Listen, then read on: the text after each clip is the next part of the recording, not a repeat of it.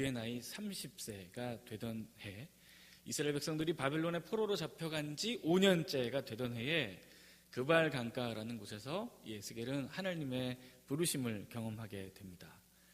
어느 날 하나님의 성령이 그의 위에 임하고 하나님께서 그에게 말씀을 두심으로 그는 하나님의 말씀을 대언하며 선포하는 자가 되었습니다. 하나님의 부르심을 받은 이 그발 강가는 이스라엘 백성들이 포로로 잡혀갔던 이스라엘 백성들이 집단으로 거주하던 그들의 거주지였습니다.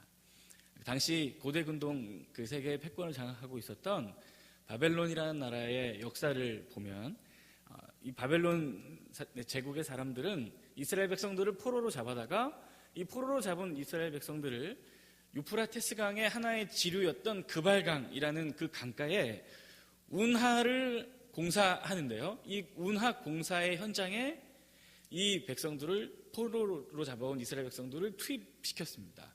즉 포로로 잡혀가게 된 이스라엘 백성들은 바벨론 제국의 토목공사의 일원으로 투입이 된 것이죠. 그 생활이 얼마나 고단하고 힘들었는지 그 포로의 삶의 애환을 담은 노래가 오늘 함께 보진 않겠습니다만 시편 137편에 고스란히 녹아져 있습니다. 그들의 어렵고 고되고 힘든 포로의 삶에 희망과 또 위로의 말씀을 주시고자 하나님께서 에스겔을 부르셨고 그 부르신 에스겔을 통해 하나님은 말씀하셨습니다. 에스겔은 그날 이후 끊임없이 하나님의 말씀을 받아서 포로로 잡혀온 이스라엘 자기 동족들에게 하나님께서 왜 우리 민족을 심판하셨고 또 하나님의 심판으로 말미암아 우리가 이런 비참한 상황을 직면해야 하는 것이 지극히 당연함을 우리에게 죄가 있음을 온 백성들에게 선포하며 하나님 앞에 근신하며 온전한 삶이 되기를 계속해서 경고하고 또 일러주었습니다. 그렇게 7년의 시간이 더 지났습니다.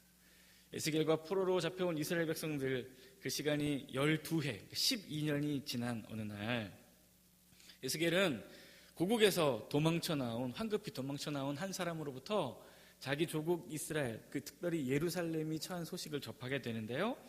에스겔서 33장 21절을 보시면 우리가 사로잡힌 지 12해 10째 달 5째 날에 예루살렘에서 도망하여 온 자가 나와서 내게 말하기를 그 성이 함락되었다 하였는데 7년이 지난 후 이스라엘이 포로로 잡혀온 지 12년째 되는 10째 달 5째 날에 예루살렘이 완전히 패망하였음을 그는 듣게 됩니다. 그 이후 또 하나님은 에스겔을 통해서 이스라엘 백성들에게 말씀하십니다. 비록 지금은 황폐화되었고 완벽하게 허물어졌고 정말 처참한 심판을 받아 무너진 이스라엘 백성들, 하지만 하나님께서 그들을 살리기를 원하시고 또 하나님의 은혜로 언젠가 하나님의 때가 되었을 때에 그들은 하나님의 뜻대로 회복되고 온전해지고 자신의 나라로 돌아오게 될 것을 끊임없이 다시 선포합니다. 오늘 우리가 함께 읽은 이 에스겔 37장의 본문은 이런 와중에 하나님께서 에스겔을 통해 포로로 잡혀온 이스라엘 백성들에게 허락해 주셨던 위로와 회복의 말씀, 이스라엘 백성들을 회복시키시겠다는 약속의 말씀 가운데 하나입니다. 오늘 이 에스겔 37장의 말씀을 함께 나누면서 무너져 있는 우리의 삶에 허락해 주시는 하나님의 위로와 또 회복을 약속하시는 하나님의 은혜를 경험하면서 무너진 우리의 삶에도 하나님이 주시는 참된 위로와 회복을 경험하는 그런 은혜가 있기를 예수 그리스도 이름으로 축원합니다. 오늘 본문의 1절을 보시면 여호와께서 권능으로 내게 임재하시고 그의 영으로 나를 데리고 가서 한 골짜기에 두셨다고 합니다. 어느 날 또 하나님께서 에스겔에게 강권적으로 역사하셨습니다. 그에게 권능으로 임재하시고 그를 영으로 사로잡으셔서 그를 데리고 한 골짜기로 이렇게 데려가십니다. 그리고 그 골짜기를 보게 하시죠. 이 에스겔이 하나님의 영에 완벽하게 사로잡힌 채 도달한 그곳, 그 골짜기를 가만히 둘러보니까 사방으로 다니면서 그 골짜기를 보게 하셨던 하나님의 뜻대로 그 골짜기를 보니까 웬걸요, 이 골짜기 사방에 온 천지에 해골바가지들이 질비해 있는 것입니다. 특별히 오늘 본문의 9절을 보시면 생기야 사방에서부터 와서 이 죽음을 당한 자에게 불어서 살아나게 하라 하셨다 하라 라고 말씀하는데요, 이 뼈들은 죽임을 당한 뼈들입니다. 죽임을 당한 뼈들, 하나님의 심판으로 말미암아 철저하게 죽임을 당한, 비참한 죽음을 맞은 그런 뼈들이죠. 장례도 제대로 치르지 못한 채 오랜 세월이 흘러 마를 대로 말라버린 뼈들, 도무지 그 속에 생기라고는 찾아볼 수 없는 마른 뼈들이 즐비한, 온 천지 사방을 다 둘러봐도 뼈밖에 없는 그 골짜기를 하나님이 보게 하셨고, 하나님은 그 하나님의 뜻에 따라 에스겔은 그 뼈들이 즐비한 골짜기를 샅샅이 다니며 보게 됩니다. 그 가운데 하나님께서 에스겔을 사로잡아 이 마른 뼈들이 즐비한 골짜기로 인도하신 이유를 한 번쯤 짐작해 볼 수 있는 질문을 하나 에스겔에게 하시는데요. 자, 3절을 보니까요. 그가 내게 이르시되 인자야 이 뼈들이 능히 살겠느냐 하십니다. 그러니까 이 에스겔이 이 질문을 듣고 대답합니다. 내가 대답하되 주 여호와여 주께서 아시나이다 합니다. 하나님이 온 천지 사방에 깔려있는 이 뼈들을 에스겔로 하여금 바라보게 하시고 나서 에스겔에게 질문하십니다. 에스겔아, 인자야, 봤니? 사방에 즐비한 뼈들이 보이니? 과연 이 뼈들이 능히 살겠느냐? 하니까 에스겔이 대답합니다. 주님만이 아십니다. 주님만이 아십니다. 이 말이 무슨 뜻이겠습니까? 저는 모릅니다. 어차피 이 뼈들을 죽이신 분도 하나님이시고 살리시는 권능도 하나님께 있지 않습니까? 하나님이 이 뼈들을 살리기로 작정하시면 살 것이고, 하나님이 그냥 이 뼈째로 두게 하시면 그냥 둘 것입니다. 어차피 이 뼈들의 생명의 주관자가 당신 아니십니까? 생명의 주관자이신 당신의 뜻이 살리시는 것이면 살아날 테고, 그렇지 않으면 죽을 것이 아니겠습니까? 결국 하나님의 마음과 하나님의 의도에 달려있는 것이 아니겠습니까? 하고 대답한 것입니다. 에스겔의 대답을 들은 하나님은 이 마른 뼈들 향해 가지고 계시는 하나님의 계획을 에스겔을 통해 또 실현하시고자 다음과 같이 에스겔에게 또 말씀하십니다. 4절부터 6절, 또 내게 이르시되 너는 이 모든 뼈들에게 대언하여 이르기를 너희 마른 뼈들아 여호와의 말씀을 들을지어다. 주 여호와께서 이 뼈들에게 말씀하시기를 내가 생기를 너희에게 들어가게 하리니 너희가 살아나리라. 너희 위에 힘줄을 두고 살을 입히고 가죽을 덮고 너희 속에 생기를 넣으리니 너희가 살아나리라. 또 내가 여호와인 줄 알리라 하셨다 하라 하고 이 말을 마른 뼈들을 향해서 선포하라고 하셨습니다. 살리시기를 원하시기는 하나님께서 에스겔을 통하여 이 말을 대신 전하라고 하신 것입니다. 그래서 에스겔은 또 시키는 대로 합니다. 지금 생기란 하나도 찾아볼 수 없을 만큼 마르고 마를 대로 마른 뼈들에게 향하여 대언하는 것이죠. 들을지 안 들을지 모르겠지만 시키는 대로 하나님의 말씀을 선포합니다. 이 골짜기에 있는 뼈들은 잘 들으시오. 하나님께서 당신들에게 말씀하시기를, 하나님이 당신들을 살리시기를 원하십니다. 하나님이 말씀하시기를 하나님께서 당신의 생기를 여러분들에게 불어넣어서 죽은 여러분들을 살리시기를 원하십니다.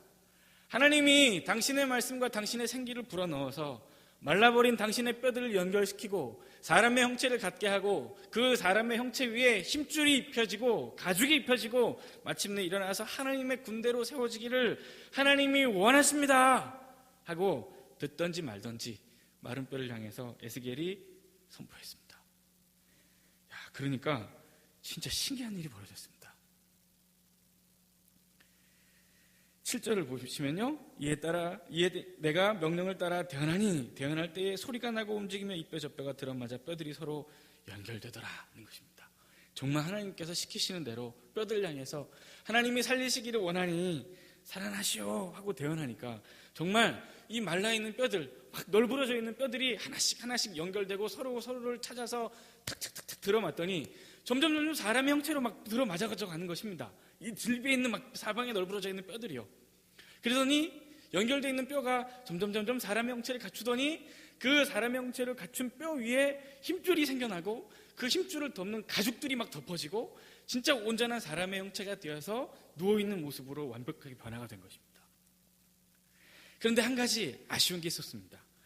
뼈들이 서로 연결되고 또 힘줄이 생기고 살갗이 생겨나서 사람의 형체를 갖추기는 갖췄는데 그냥 그 상태로 누워있는 것 보니까 사람의 모양을 하긴 했지만 여전히 시체 같더라는 겁니다. 그 속에 생기를 찾아볼 수가 없더라는 거죠. 이 모습을 보고 여기가 끝인가 하고 있을 때에 하나님께서 또 에스겔에게 말씀하십니다. 9절, 인자야 너는 생기를 향하여 대언하라. 생기에게 대언하기를 주 여호와께서 이같이 말씀하시기를 생기야 사방에서부터 와서 이 죽음을 당한 자에게 불어서 살아나게 하셨다 하라. 하나님이 또 에스겔에게 대언하도록 명하십니다. 그래서 또 에스겔은 하나님의 이 말씀을 듣고 서로 연결되어 힘줄이 붙고 살같이 살아난 그 마른 뼈들, 이제 사람의 형체를 갖추어 누워있는 그 형체들에게 또다시 한번 하나님의 말씀을 선포합니다. 그 형체들에게 생기야 사방에서부터 불어와서 저 누워있는 마른 뼈에게 들어가서 저 뼈들로 하여금 살아나게 하라고 대언하니까 이 사방에 있는 생기가 하나님의 말씀대로 쫙 몰려들어서 그 누워있는 마른 뼈들에게 하나씩 하나씩 들어가고 그들 누워있는 뼈들이 마침내 하나님의 생기를 받아 그들이 벌떡 일어나서 군대가 모이는 것처럼 착착착착착착 모여서 쫙 도열을 하더니 야, 이건 정말 그 세계 어떤 군대보다도 더 용맹하고 어떤 전쟁을 해도 능히 이길 것 같은 늠름한 군대의 모습으로 정렬하며 서더라는 것입니다. 이 놀라운 광경을 에스겔은 경험하였습니다.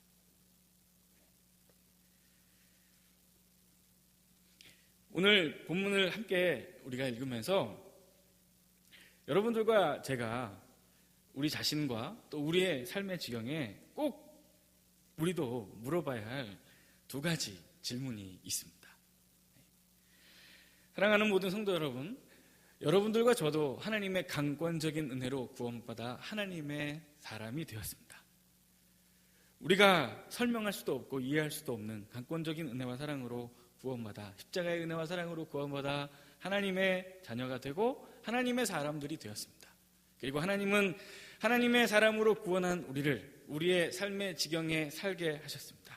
2016년 6월이라는 시간을 살게 하시며 이 세계, 이 시대, 이 나라와 이 민족에 살게 하셨고요.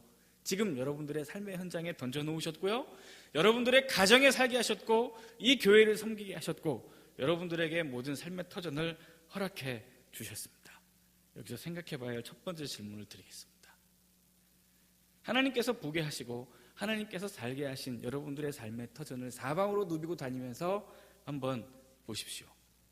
우리가 처해 있는 이 나라와 이 민족, 이 시대, 세계와 열방, 그리고 여러분들이 대부분의 삶의 시간들을 보내는 여러분들의 삶의 터전, 직장과 일터, 여러분들의 학교와 여러분들의 가정과 여러분의 모든 삶의 현장을 사방을 누비고 다니면서 한번 보십시오.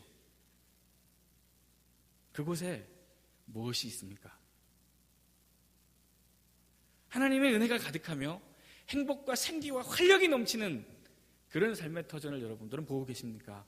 아니면 이 에스겔이 보는 것처럼 사방이 죽음의 골짜기처럼 삭막하고 생기 하나 없는 처참하고 안타까운 모습이 여러분들 눈에 들어오십니까? 또 여러분들과 저의 삶은 어떻습니까? 생기 있고 활력 있게 행복한 모습으로 하루하루 기쁘고 즐겁게 살아가고 계십니까? 아니면 누워있는 마른 뼈들과 같이 소망 없고 희망 없고 내일을 볼 수 없는 처참한 지경에 살아가고 계십니까? 에스겔 선지자처럼 하나님의 말씀을 듣고 움직이고 계십니까? 아니면 하나님의 말씀이 필요한 마른 뼈들처럼 누워 계십니까? 또 한 가지 질문을 던지겠습니다. 그렇다면 만약 우리가 눈에 보고 있는 우리의 삶의 모든 터전들, 이 세계와 열방과 이 나라와 민족과 우리의 가정과 우리의 일터와 학교와 직장과 우리의 모든 삶의 터전이 에스겔이 보고 있는 이 마른 뼈의 골짜기와 같은 소망이 없는 곳이라면, 그리고 우리의 삶도 처참하게 무너져 있는 상태라면, 그러면 꼭 이 질문을 한번 해봐야 합니다. 마른 뼈들이 살겠습니까?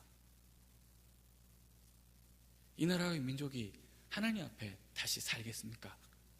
무너져 있는 내 삶이 다시 한번 하나님의 은혜로 살아나겠습니까? 과연 이 질문에 우리는 하나님 앞에서 뭐라고 답할 수 있겠습니까? 여기 앉아 계시는 교사분 여러분들에게 물어볼까요? 지금 우리들이 섬기고 있는 우리 부서와 우리 아이들 살겠습니까? 그들은 마른 뼈와 같은 사람들입니까? 아니면 생기 있는 군대와 같은 사람들입니까?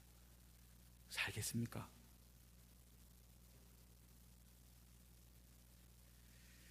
에스겔이 대답하죠.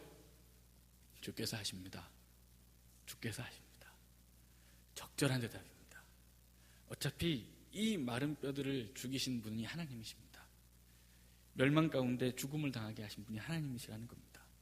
즉 살릴 수 있는 권세와 능력이 있는 분도 오직 유일하신 하나님이시죠. 하나님이 살리시기를 원하시면 살아날 것이고 하나님이 살리시기를 원치 않으시면 살 수 없는 것입니다. 그러나 너무 감사한 것은 하나님께서 이 마른 뼈들을 살리시기를 원하십니다.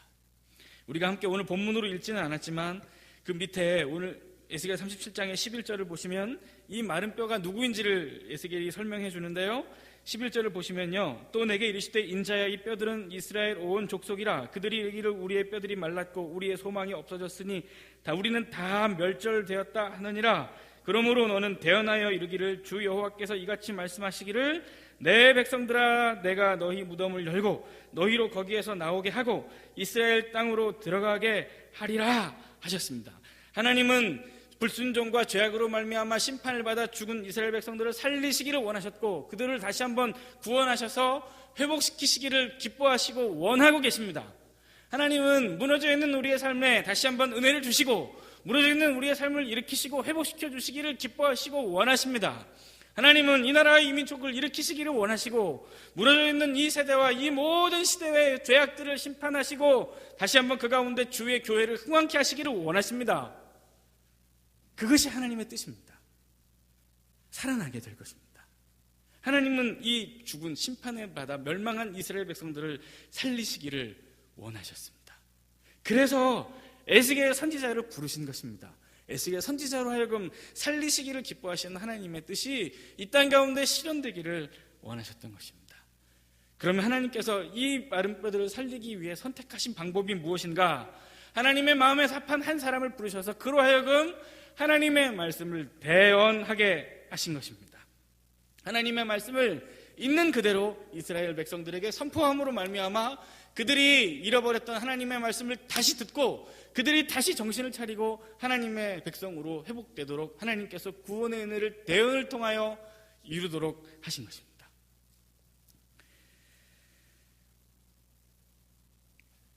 에스겔 선지자가 포로로 잡혀가던 때 5년째 되던 날 하나님의 말씀을 강권적으로 받고 이스라엘 백성들에게 심판의 당위성을 설명하고 우리가 심판받을 수밖에 없는 것을 설명하며 하나님 앞에 회개하고 근신하며 기도할 것을 얘기하였습니다. 그러다가 7년이 지난 후 마침내 이스라엘이 완전히 패망하는 소식을 듣게 됩니다. 그때에 에스겔 33장의 기록을 참고하면 에스겔 선지자가 할 말을 잃고 실어증에 걸린 사람처럼 말을 잃어버렸다고 얘기합니다. 끊임없이 하나님의 말씀을 받아 결국 심판을 받게 될 당위성을 계속해서 설명하면서 살았어도 막상 하나님의 심판이 임하고 나서 자신의 민족과 나라가 초토화되었다는 소식을 들으니까 그도 감당할 수 없는 슬픔과 낙담을 경험하게 된 것입니다. 하지만 그는 다시 한번 그 와중에도 낙심하지 않고 하나님의 영에 사로잡혀 하나님이 벌리시는 그 입을 통해 하나님의 말씀을 끊임없이 선포합니다. 낙심 가운데도 소망이 없는 가운데도 소망을 꿈꿀 수 없는 암울한 미래 가운데도 끊임없이 하늘의 하나님과 소통하고 하나님과 교제하며 하나님의 말씀을 삶으로 받고 그 하나님의 말씀을 삶으로 이루어내서 하나님의 말씀을 계속해서 이스라엘 백성들에게 선포하고 있다는 것입니다.